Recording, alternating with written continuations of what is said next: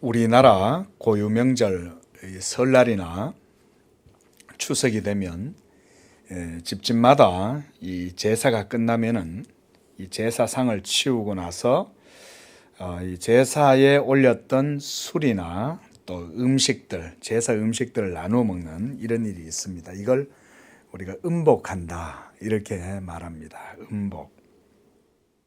이거는 먼저 조상 귀신들에게 바친 것을 이제 후손들이 다 둘러 앉아서 나누어 먹는 이런 의식인데, 이걸 통해서 일종의 그 귀신과, 그러니까 죽은 조상의 귀신이죠. 그 귀신들과 그 다음에 지금 이제 자손들, 그 가문이나 그 이제 혈족 집안의 공동체, 그들과 귀신들과의 이 신합일의 의미가 있습니다. 그걸 먹음으로 또 자손들도 그것을 나누어 먹음으로써 소속감을 다지게 되는 그런 유대감, 이런 걸 이제 가지게 되는 기회가 되기도 했습니다. 그래서 속담에도 제사 음식은 아무리 먹어도 탈이 안 난다 이런 말이 있어요. 그 뭔 말이냐면 좋은 의미로 둘러 앉아가지고 먹으니 그게 뭐 탈이 나겠냐, 이제 이런 의미입니다. 그런데 이게 꼭 그런 것만은 아니에요. 저는 믿음의 가정에서 태어나서 신앙의 환경에서 자랐기 때문에 하나님이 예수 믿는 사람들과 함께 한다는 것을 어려서부터 항상 이 어머니한테서 부모님과 교회에서 배웠어요. 어려서 믿음이 좋았죠. 그죠? 저희 어머니가 이 자녀들에게 얼마나 이 신앙 훈련을 잘 시키셨는지, 지금 저희 모친이 이제 소천하셨는데, 저희 이제 사남매가 늘 이제 모일 때마다 저희 어머니와 아버지, 부모님들 선대 신앙을 늘 일으킵니다.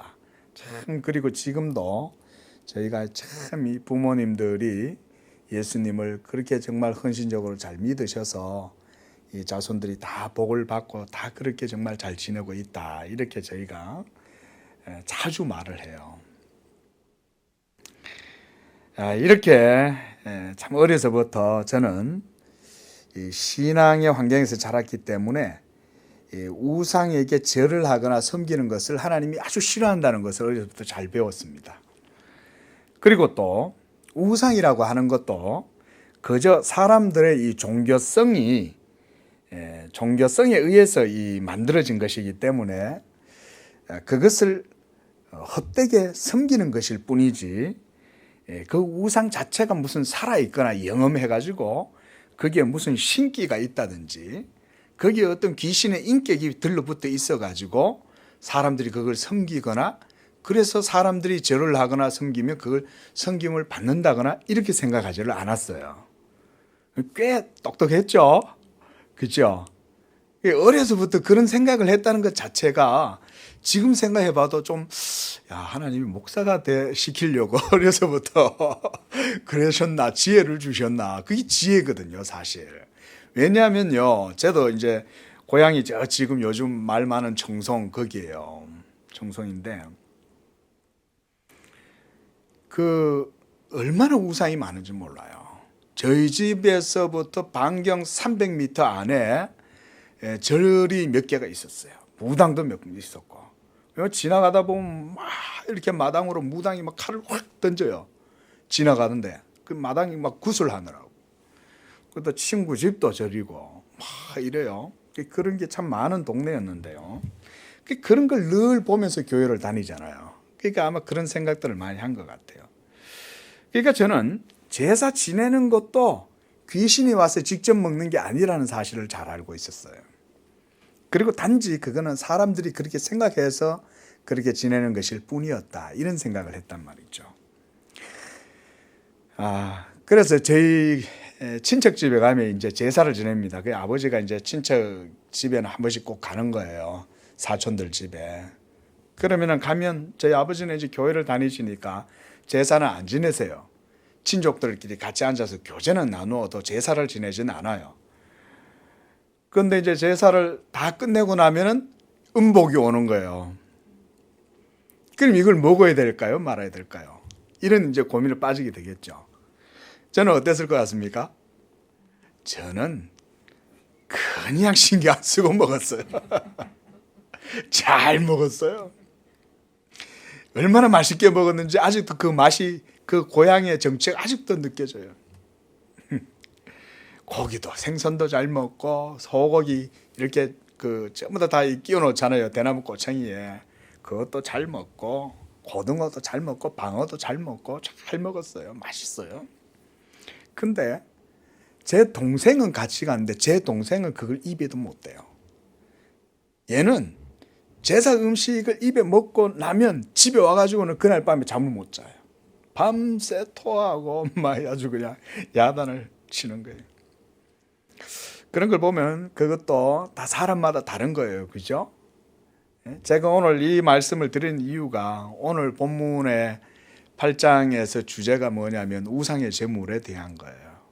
우상의 제물을 어떻게 대해야 할 거냐, 이거에 대한 문제인데, 여기서 중요한 신앙의 교훈이 있어요. 그게 하나 뭐냐면, 일단은 지난주에 우리가 결혼은 해도 되고 안 해도 되는 거다. 할 자유도 있고 안 할 자유도 있는 거다. 다만 그것을 결정할 때는 어떤 기준으로 하라는 거예요? 하나님의 영광, 주를 위하여 해라는 거예요. 결혼을 하는 것도 주님을 위해서 하면 되는 것이고, 만약에 결혼 안 하겠다고 마음을 먹으면 주님을 위하여 안 하고 하면 사도 바울이 볼 때 그게 훨씬 낫다, 그 얘기인 거예요. 예. 이제 8장에서는 이제 좀 다른 주제죠. 우상의 제물. 자, 말씀드렸다시피요, 우상은 그 자체로 죽어 있고 뭐 아무런 그 생명이 있거나 그런 게 아니죠. 그냥 사람들이 자기의 종교성을 가지고 거기에 부여를 하는 거, 의미를. 모든 미신과 모든 우상은 다 그렇습니다. 자, 여러분 부적을 지갑이나 속옷 속에다가 집어넣어 다니면, 자, 이제 기운이 오고 애군이 떠나갑니까? 그거는 본인의 바램을 거기다가 부여하는 거예요. 실제로 그것 때문에 그러는 게 아닌 거예요.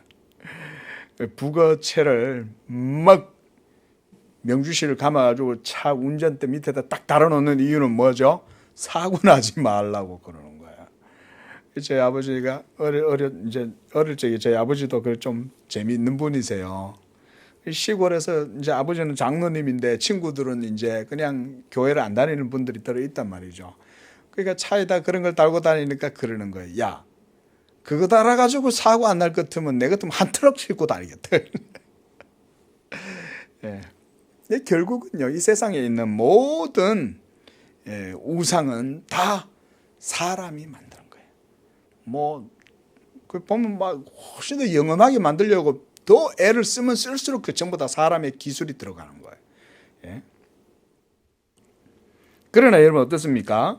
하나님은 눈에 보이는 우상 그 어떤 걸로도 할 수가 없죠. 우리가 십계명에서도 하늘로 위로 하늘로 새의 형상이든 바다의 물고기 형상이든 땅에 있는 그 어떤 형상으로라도 너희가 하나님의 신의 형상으로 만들지 말라는 거예요.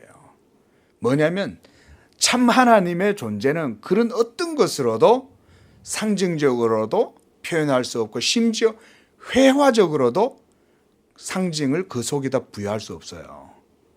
우리가 성화 이런 것도, 그래서 로마 카톨릭은 성화 같은 거를 이렇게 걸어 놓잖아요. 그죠?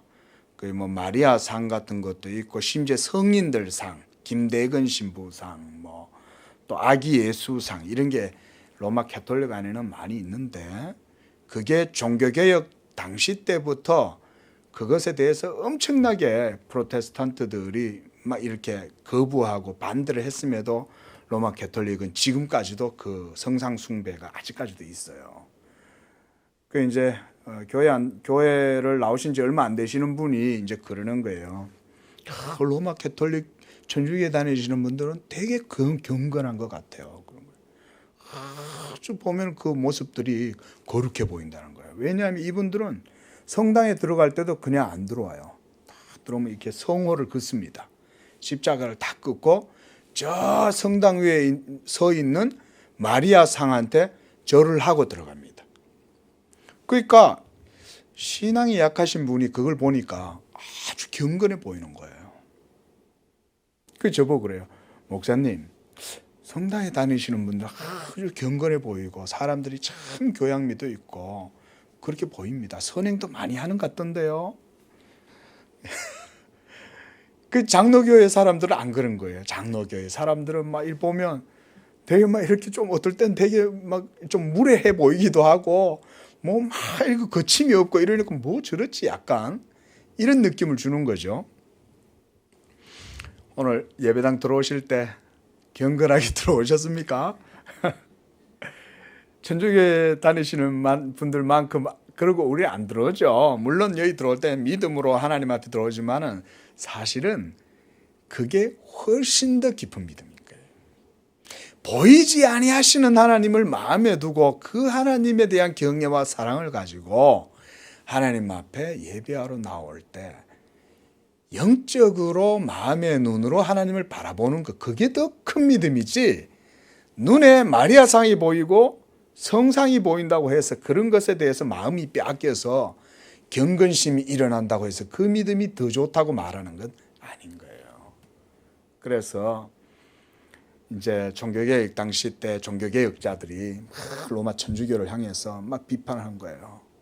성상을 숭배한다고. 그건 전부 다 우상 숭배다. 이렇게 막 정죄를 한 거죠. 그랬더니 이 천주교에서 뭐라고 이제 그것에 대한 변명을 하냐면 사람들이 신을 눈에 보이지 않고 또 성경도 읽을 줄 모르고 이러니 믿음을 가르치기가 어렵다. 그게 무식해가지고 하나님을 섬길 줄을 모른다. 그래서 이런 우리가 여러 가지 성상이나 성화라든가 이런 것들을 놔두고 무식한 사람들은 그런 것을 보고 섬김으로 신앙생활을 하라고 그래서 하는 거다. 이렇게 변명을 한 거예요. 이거를 그들이 한마디로 뭐라고 하는 거냐면 무식한 자들의 책이다. 이렇게 말했어요. 무식한 자들에게 있어서 책. 글자를 못 읽잖아요. 그러니까 그들에게는 성경이 신앙의 책이 아니라 그 모든 성상과 성화가 신앙의 책이다. 이렇게 했다는 거예요. 그래서 칼빈이 그것에 대해서 그렇게 말했어요. 누가 그들을 그렇게 무지하게 만들었냐. 그렇죠? 교회가 너희가 복음을 바르게 전해서 하나님의 말씀에 대한 신앙을 바르게 세웠다면 그들이 어찌 그렇게 우상을 숭배하겠냐. 그런 얘기를 한 거죠. 자, 그 4절에 보면 우상 제물을 먹는 일에 대하여 우리가 우상은 세상에 아무것도 아니며 아무것도 아닌 거예요. 이거는 그 그냥 사람의 종교심으로 만들어 놓은 것일 뿐 그 자체가 아무것도 아닌 거예요. 나무를 깎아 이사야 선지자도 그렇게 이제 우상죄를 범하는 사람들한테 그러잖아요. 너희가 나무로 하나는 땔감을 만들고 그 나무로 하나는 깎아가지고 신을 만들지 않냐.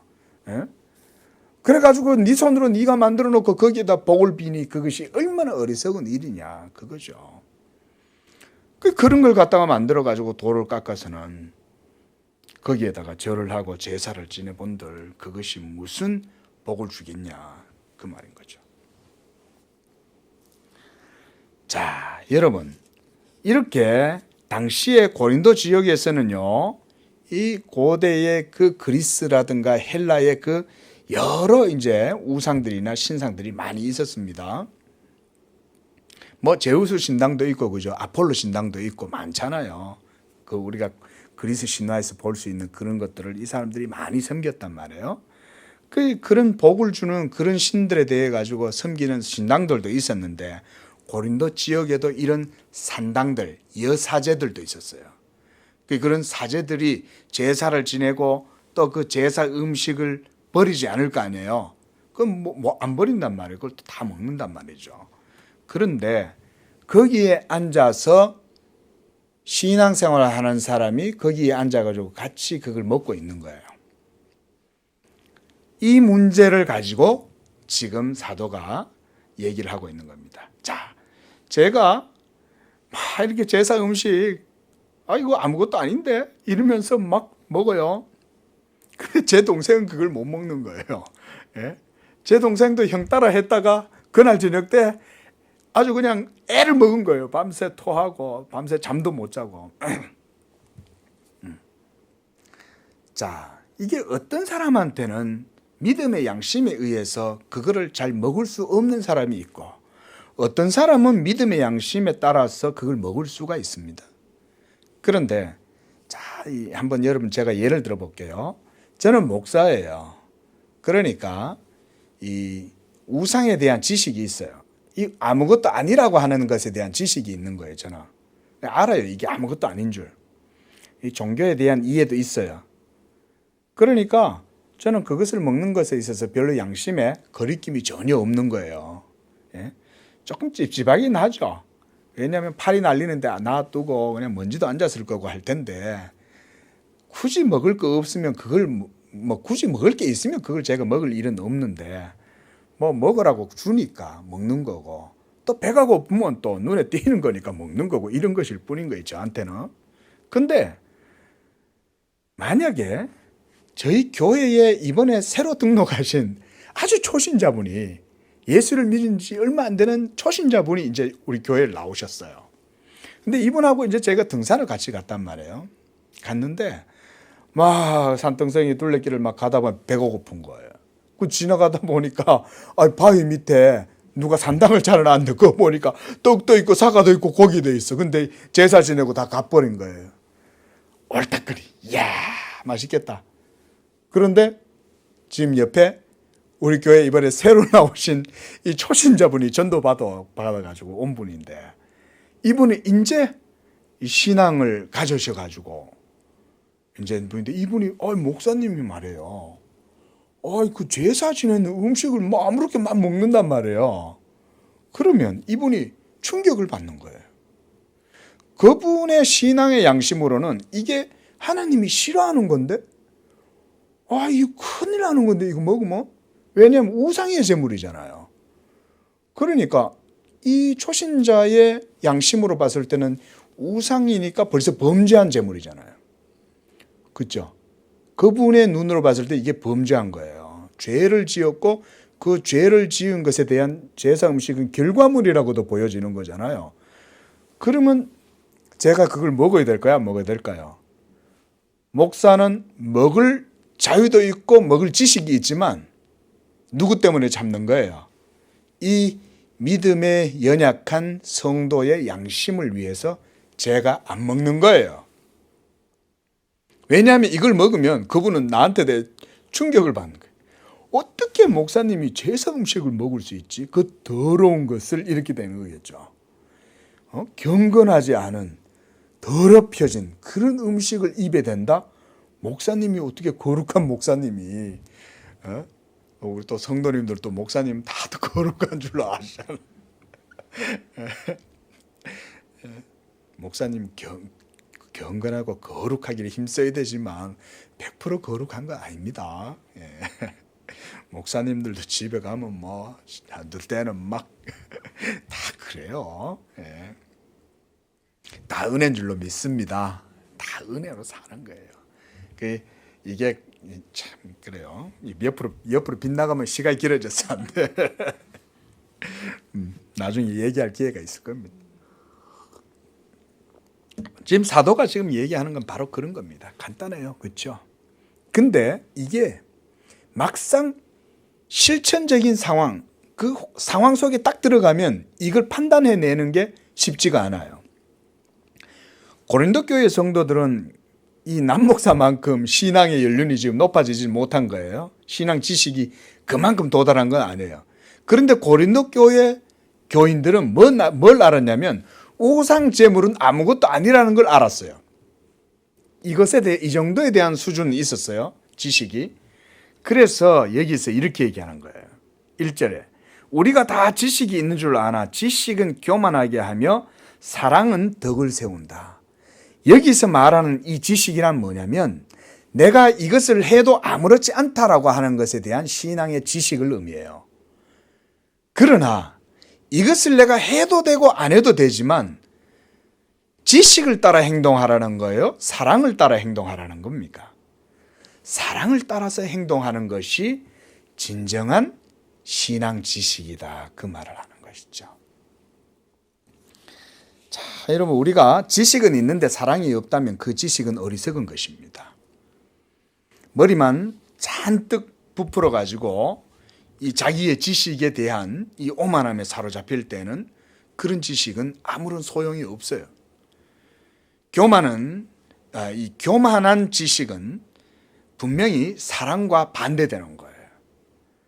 그러므로 가장 성숙한 성도의 믿음은 사랑으로 역사하는 믿음이다. 이렇게 말하는 거예요, 성경은. 너희가 사랑으로 역사하는 믿음을 가졌다. 이렇게 말한단 말이에요. 그래서 이 지식이라고 하는 것은 우리 사람을 참 교만하게 만들기 쉽습니다. 우리가 남들보다 뭘 좀 더 알고 어느 정도 지식의 단계에서도 어느 정도 높은 단계로 올라가면 그때부터는 마치 다른 사람들이 자기 아래에 있는 것처럼 생각하기 쉬워요. 이미 그런 생각을 하는 것 자체가 벌써 본인의 연약함을 드러내는 거죠. 여러분, 우리가 온전한 사람이 되면 아무리 많은 지식이 쌓이고 높이 올라갈수록 세상 사람들도 뭐라 그래요? 익은 벼는 고개를 숙인다 그러잖아요. 그건 세상의 철학에서도 그렇게 얘기하는 거예요. 하물며 우리가 하나님을 섬긴다고 하면서 신앙의 지식을 가지고 있다 손 치더라도 그것으로 교만해지거나 잘난 척할 이유는 전혀 없어요. 특히 우리 기독교의 지식은 그런 것이죠. 우리가 말하는 이 지식은 모두가 무슨 지식입니까? 하나님의 은혜의 지식이죠. 그죠? 우리 기독교의 구원은 지식으로 말미암는 구원입니다. 자, 여러분들이 지식으로 구원을 받는다면 그 지식으로 여러분들이 구원을 받았다면 그 지식으로 여러분이 자랑할 수 있냐? 그럴 수 없죠. 기독교는 그런 논리가 성립이 안 돼요. 내가 그 지식으로 구원받았다면 그 지식은 나를 철저히 부인하는 지식이 되고 하나님의 은혜만을 자랑하는 그런 지식이 기독교의 지식이에요. 그러니까 사도 바울이 내가 그리스도를 아는 지식 이외에 다른 어떤 것들은 모두가 다 배설물로 여긴다. 그렇잖아요. 그리스도의 지식을 자랑하면서 어찌 내가 그리스도의 지식을 이만큼 안다고 자랑할 수 있냐? 그럴 수 없는 거예요. 우리가 성화라는 것도 그런 척도에서 볼 수 있는 거예요. 성화는 믿음이 자란다는 건데 믿음이 자랄수록 신앙 지식이 깊어지고 깊어질수록 겸손해지는 거예요. 왜? 하나님의 은혜가 그리스도를 아는 지식 가운데 더욱 풍성하게 되기 때문에. 그래서 교회의 모든 원리는 은혜의 원리다. 우리 양재교회는 이 은혜의 원리로 세워져 가야 되는 줄로 믿습니다. 그래서 이 고린도 교회가 이런 연약함 속에 지금 노출되어 있는 거예요. 그러므로 우리가 알 것은 지식 자체는 교만을 낳는 건 아니에요. 그렇죠? 뭐냐면 사람이 결국은 연약해서 자기가 어떤 것을 좀 알면 그 좀 아는 것으로 스스로 젠체하고 자랑하는 거예요. 그러나 그 마음속에 상대적으로 뭐가 약한 거예요? 하나님에 대한 경외, 하나님에 대한 사랑, 하나님에 대한 감사, 이런 것에 대한 고백이 그만큼 그 사람 속에는 약한 거예요. 그렇죠? 그러니까 여러분, 지식이 많다고 결코 자랑할 게 아닌 거예요. 그런데 이렇게 하나님에 대한 사랑은 없고 지식만 있으면 결국 그 사람 때문에 다른 사람에게 상처가 되는 거예요. 그래서 사도 바울이 지금 뭐라 그래요? 여기에 10절에 이렇게 말하죠. 지식이 있는 네가 우상의 집에 앉아 먹는 것을 누구든지 보면 그 믿음이 약한 자들의 양심이 담력을 얻어 우상의 재물을 먹게 되지 않겠느냐. 이 목사님도 산에 등산 갔더니 막 마시든 막 먹고 막 하더라. 그러면 믿음이 연약한 사람들도 그렇게 하겠죠. 그런데 이 사람들은 뭐가 없어요? 지식이 없잖아요. 아직 신앙의 지식이 얕아요. 그러니까 우상 제물을 막 먹어도 되는 줄 알고 먹는데 그렇게 되면 결국은 우상에 대한 하나님의 말씀에 대한 경고라든가 이런 것에 대한 두려움을 이 사람은 또 방기할 수 있겠죠. 그렇죠? 그러니까 이 연약한 양심의 사람, 성도를 이 믿음이 강한 사람이 자칫하면 범죄할 수도 있도록 만들어 볼 수 있는 거예요. 그래서 우리가 이런 거를요, 우리가 종교개혁 당시에 이 아디아포라 논쟁이라고 있었습니다. 이 아디아포라라 이 말은 뭐냐면 그냥 별것도 아닌 것 이런 의미인 거예요. 별것도 아닌 건데 그 별것 즉 특별한 것과 특별하지 않은 것 거기에 이제 부정접두사 아가 붙어서 아디아포라예요. 그 아디아포라란 말은 결국은 별것 아닌 것 이런 의미예요. 근데 제사 음식 먹어도 되고 안 먹어도 되지만 지식이 있는 사람한테는 그게 별거 아닌 거예요. 근데 지식이 없는 사람한테는 그게 엄청나게 큰 상처를 줄 수 있는 거예요. 그러니까 이런 경우에는 믿음이 있는 네가 너의 그 믿음의 자유를 약한 자를 위하여 사용하지 말아라. 왜? 사랑으로 해라는 거예요. 그게 바로 9절 말씀이에요. 우리 가절 한번 9절 읽어보겠습니다. 시작. 그런즉 너희의 자유가 믿음이 약한 자들에게 걸려 넘어지게 하는 것이 되지 않도록 조심하라. 이게 8장의 주요한 교훈이에요. 8장은 그래서 단순해요. 사실 내용이. 나의 자유가 나의 믿음의 지식으로 말미암는 이 자유가 연약한 믿음의 사람은 거기에 자칫하면 걸려 넘어질 수가 있는 거예요. 나는 이걸 제사 음식을 먹어도 되지만 안 먹는 거예요. 누구를 위해서? 형제를 위해서. 믿음이 연약한 초신자를 위해서 내가 일부러 안 먹는 거예요. 우리가 이제 우리 한국 교회는 이 술 먹는 거를 교회 내에서는 이제 금합니다. 그게 이제 우리 한국 교회의 선교사님들과 또 우리 한국 교회의 신앙을 또 세워 나갈 때 우리 한국 교회는 전통적으로 술 먹는 것에 대해서 금지를 했어요.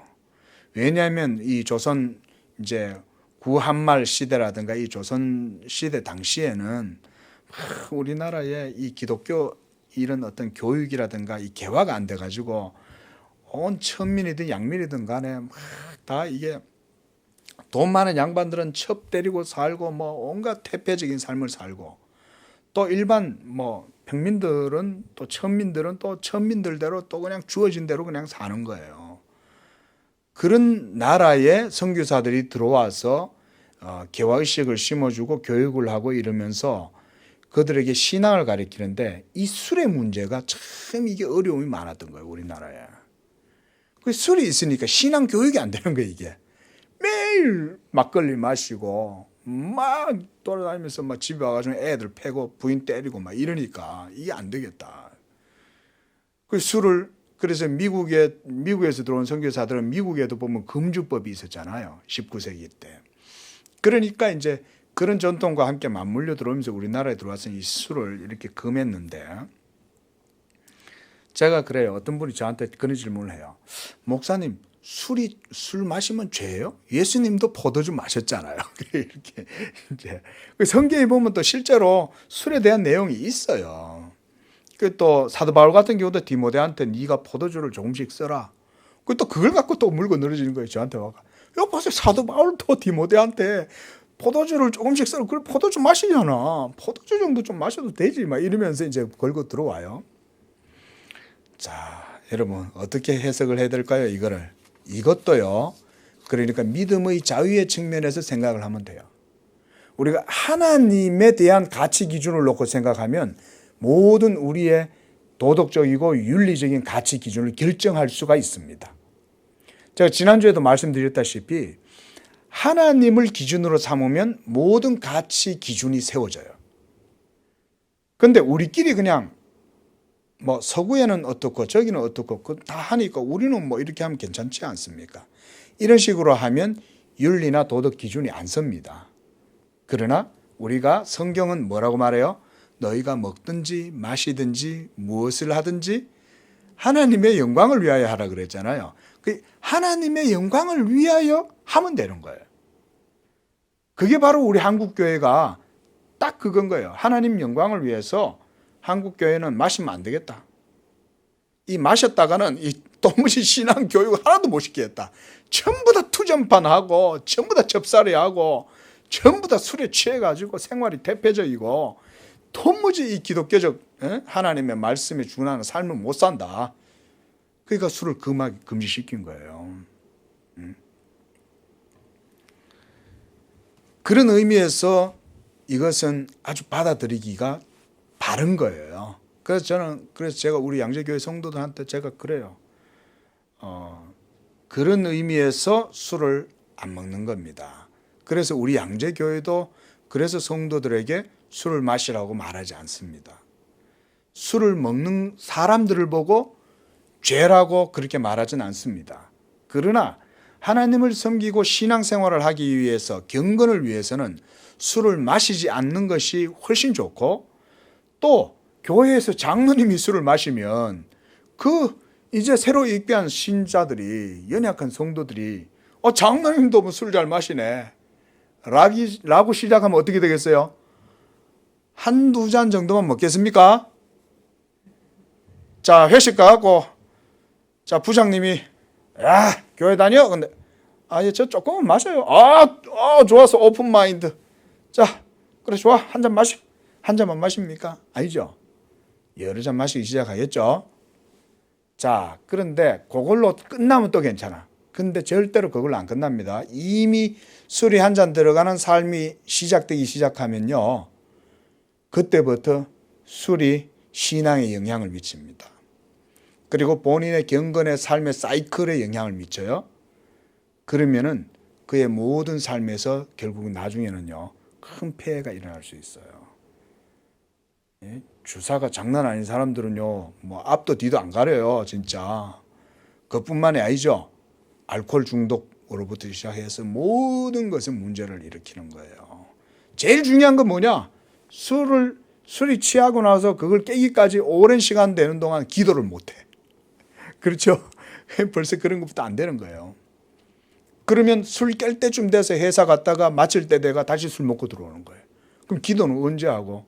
수요 예배 때 또 교회 올라니 술 한 잔 벌써 한 거야. 그 교회를 못 와. 이게 안 되는 거예요.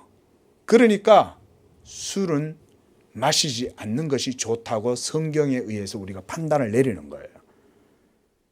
그러니까 율법이나 성경이나 술을 마시면 죄야 이렇게 말을 안 할지라도 술 그 자체가 우리의 모든 신앙의 삶에 먹구름처럼 작용하기 때문에 그것을 그래서 그만한 거예요. 우리 양재교회는 그래서 술을 마실 수도 있지만 마시면 안 된다고 말하는 거예요. 이런 신앙의 지식의 교훈을, 가치 기준을 가진다.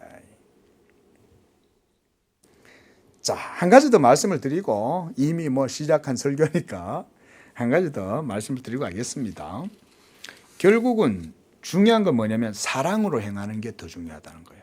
앞서 말씀드렸다시피 우리 그리스도인들은요, 모든 것들을 행할 때 하나님에 대한 사랑으로 행해야 돼. 하나님에 대한 사랑으로 행하면 하나님을 최우선주의로 삼습니다. 그리고 모든 것을 하나님 중심적인 삶을 살고, 그리고 내가 뭔가를 안 할 때도 하나님이 겁나서 안 하는 게 아닌 거예요. 하나님을 사랑하니까 안 하는 거예요. 오늘 집에 내가 저 호빵을 하나 사가지고 가야지. 죄송합니다. 이건 80년대 드라마에서나 볼 수 있는 내용입니다. 따끈따끈한 호빵이 있어요. 떡볶이, 순대.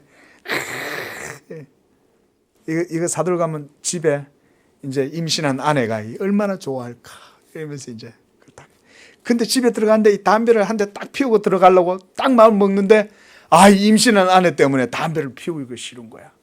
자, 담배를 안 피우는 게 집에 계시는 마나님이 무서워서 안 피웁니까? 사랑해서 안 피우죠, 그죠?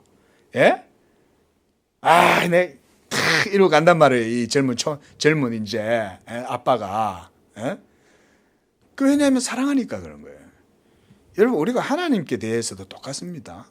하나님도 우리가 사랑하면 사랑으로 행하는 거예요. 그러면 주님의 모든 계명도 이와 같이 사랑으로 즐거이 행하기 때문에 형제들에 대해서도 지금 우상을 섬기다가 곧 이제 방금 신앙을 바꾸어 갖고 이제 개종해서 교회에 나오기 시작했는데 하나님을 사랑하니까 그 형제를 위해서 내 자유를 내가 스스로 제어하는 거예요. 절제하는 거예요. 그래서 4절 말씀에 우상의 재물을 먹는 일에 대해서는 우상은 세상에 아무것도 아니요 모든 것은 하나님 한 분을 기준으로 삼아야 한다. 그 말은 6절에 우리에게는 한 하나님 곧 아버지가 계시니 만물이 그에게서 났고 우리도 그를 위하여 있고 또한 주 예수 그리스도께서 계시니 만물이 그로 말미암고 우리도 그로 말미암았다. 자, 그런데 7절에서 뭐라고 그래요? 바로 이런 지식은 모든 사람에게 있는 것이 아니라 이렇게 얘기했죠.